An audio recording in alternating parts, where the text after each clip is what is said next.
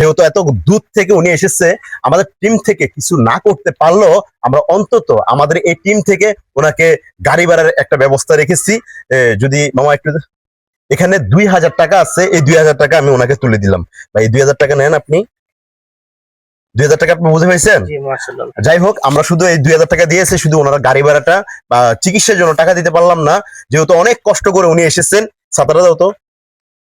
যেহেতু অনেক কষ্ট করে এসেছেন, তো আমরা কিছু করতে না পারলো, আমরা শুধু 2000 টাকা মাত্র সহযোগিতা করলাম। আপনারাও পারলে সহযোগিতা করবেন। 2,30,000 টাকার প্রয়োজন ওনার চিকিৎসার জন্য। 2,30,000 টাকা হলে উনি আবারও আমাদের মাঝে আবারও ভালো কিছু নিয়ে আসতে পারবে, যেটুকু জানা গেছে। আচ্ছা, আপনি কি এই যে কোরআন হাফেজ, যেহেতু আপনি কি কোনো জায়গায় তারাবি টারাবি পড়েন না? যে আগে পড়াইছিলাম আমি মসজিদে তারাবি, এই বছর তারাবি পড়াইতে পারিনি পায়ের সমস্যার কারণে। কয় বছর তারাবি পড়াইতে পারেন আমি না? এক বছর, এই বছরই তারাবি পড়াইতে পারি। মানে গত বছর তারাবি পড়াইতে পারছেন, এই বছর তারাবি পড়াইতে পারেন না নাকি?